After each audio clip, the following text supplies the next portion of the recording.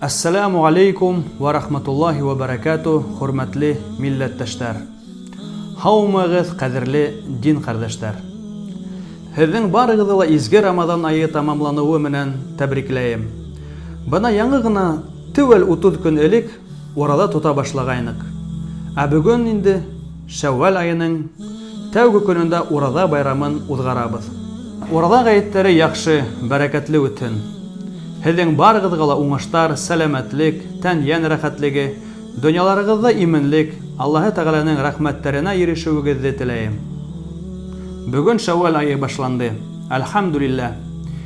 Исегезгә төшереп үтәм. Шәввал айында ла 6 көн урада тотып Аллаһы Тәгаләнең ниғмәтләренә, рәхмәтләренә ирешү мөмкинлеге бар.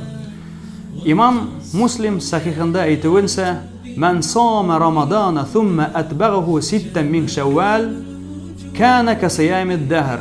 Ягъни кем Рамадан айы урдаһына кушып Шәввал айында 6 көн урда тотһа, Аллаһы Тәгалә уга 1 ел урда тоткан кебек әҗр савап языр. Аллаһы Тәгалә безгә 6 көн эчендә 1 еллык әҗр савап алырга мөмкинчелек бирә. Шул ук вакытта был урада ул сөннәт гамәлләрдән санала. Хөрмәтле дин кардәшләр, Рамазан айы үтеп китте. Безнең Башкортстан диния назараты өчен булай үтәлә бәрәкәтле булды. Бер ай эчендә күп эшләр башкарылды. Безнең идаралыкта 1926 елдан 27 елга чиклем сыгарылган Диянәт журналы тергеделде. Тиздән уны бастыру буенча эш тамамлана, иншалла. Райондар менән хезмәттәшлек юнәлешендә тыгыз бәйләнеш булдырылды. Бүген мәхәлләләрдә теркәү эше ябайлаштырыла. Тагы бердүр казаныш Мәскәүдә Рамадан сатырында Башкортстан кисе узгарылды. Кайһы бер айрым райондардагы имамдарга эш хакы түләү җайга һалына башланы. Әлхәмдүлилләһ. Дини белем бирү буенча мәдрәсәләрнең эшен стандартлаштыру, үзәкләштерү процессы гамәлгә ашырыла. Әлхәмдүлилләһ.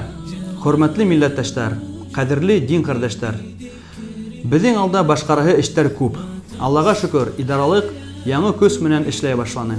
Әлегә яуланылган казанышлар уларның тырышлыгы менән һәм әлбиттә республика итәкчелегенең, айрылса Башкортстан башлыгы Ради Фәрит улы Хабировтың диния назаратына ыңгай карашы һәм ярдәме аркаһында эшләнде.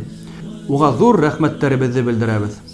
Мөхтәрәм җәмәгать, барыгызны ла урада гаете менән тәбрикләйбез. Аллаһы Тәгалә барыбыздан да риза булһын. Йортларыгызга, гаиләләрегезгә бәрәкәт теләйем. Ассаламу алейкум ва рахматуллаһи ва баракатуh.